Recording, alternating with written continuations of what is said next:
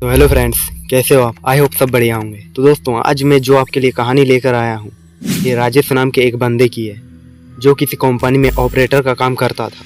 मैं उसी की जुबानी आपको सुनाने जा रहा हूँ। तो चलिए बिना टाइम वेस्ट किए आज की कहानी को स्टार्ट करते हैं।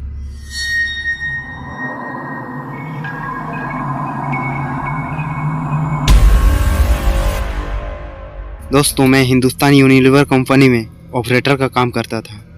मेरा घर कंपनी से लगभग 10 किलोमीटर दूर था। मेरे पास एक बाइक थी जिससे मैं अपना घर से कंपनी और कंपनी से घर का सफ़र करता था। एक दिन अपने बाइक से घर जा रहा था तो रास्ते में मुझे मेरे कॉलेज के बाहर एक लड़की दिखाई दी। इसी कॉलेज में मैं अपना ग्रेजुएशन कंप्लीट किया था। वो लड़की मुझे देखकर मुस्कुरा रही थी। मैंने उसे टालते हुए घर की ओर निकल पड़ा क्योंकि रात के 8 बजने वाले थे और मुझे अपना घर जाकर खाना भी पकाना था। दूसरे दिन फिर वही लड़की मुझे उसी जगह पर मिली। उस दिन भी वो मुस्कुरा रही थी। मैं भी मुस्कुरा कर आगे निकल पड़ा। सच बोलूं तो मुझे उसकी प्यारी सी मुस्कान से प्यार हो गया था, लेकिन मैं कभी वहां रुकने की कोशिश नहीं की। वो लड़की कई दिनों तक मुझे वहां दिखाई दी और मैं भी उसे देखकर खुश हो जाता था। लेकिन एक दिन वो मुझे वहां नहीं दिखी। मैं बेचैन हो गया, पर मैं उसके बारे में कुछ नहीं जानता था, लिटरली कुछ भी नहीं, और ना ही कभी बात की थी। इसीलिए मैं उसका पता भी नहीं लगा सकता था। मैं कई दिनों तक उस लड़की को नहीं देखने की वजह से बेचैन रहा। बहुत बार तो मैंने कंपनी से जल्दी निकलकर उसका इंतज़ार भी किया, पर फिर भी वो मुझे नहीं दिखती। अचानक एक दिन मेरे मोबाइल पर किसी अननोन नंबर से कॉल आया। मैंने फ़ोन उठाया तो किसी लड़की की आवाज़ थी। मैंने जब उसका नाम पूछा तो वो बोलने लगी कि मैं वही लड़की हूँ जिसे तुम रोज बाइक से गुजरते वक्त देखा करते थे।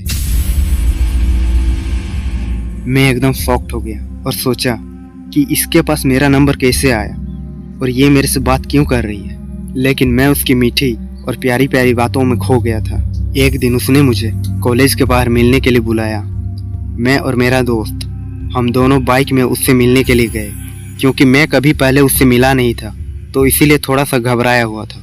मैं और मेरा दोस्त जैसे ही कॉलेज के बाहर पहुंचे तो वहां कोई लड़की कहीं पर भी नहीं दिखाई दी।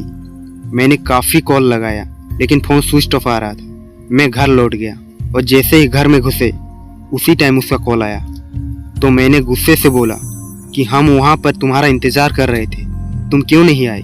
तो उसने कहा कि आप अपने दोस्त के साथ क्यों आए थे, मुझे अकेले में मिलना था। मैंने कहा ठीक है। अगले दिन सुबह सुबह मैंने उसे कॉल लगाया लेकिन उसकी मम्मी ने कॉल उठाया। एक बार तो मैं डर गया था, लेकिन कॉलेज का प्रोजेक्ट का बहाना कर उससे बात करवाने को कहा। लेकिन उसकी मम्मी ने कहा पागल हो क्या, प्रिया को मरे हुए 3 महीने हो चुके हैं।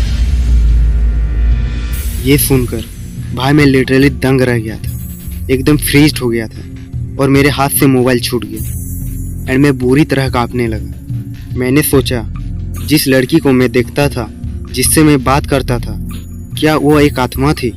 लेकिन मुझे फिर भी भरोसा नहीं हुआ। मैं अगले दिन फिर उसकी मम्मी को कॉल लगाया और कॉल लगाकर सारी घटना सुनाई। तो उन्होंने कहा बेटा, अगर तुम्हें मेरी बात पर यकीन नहीं है तो मेरा घर आके देख लो। मैं प्रिया का घर गया और देखा कि उसकी फ़ोटो पर माला लगी थी। उसकी माँ ये घटना सुनकर इमोशनल हो गई। लेकिन उसी दिन मैंने अपना सिम निकाल कर फेंक दिया और नया नंबर ले लिया और दोबारा कभी मुझे उस नंबर से कॉल नहीं आया। लेकिन आज भी जब किसी अननोन नंबर से कॉल आता तो मैं सहम जाता।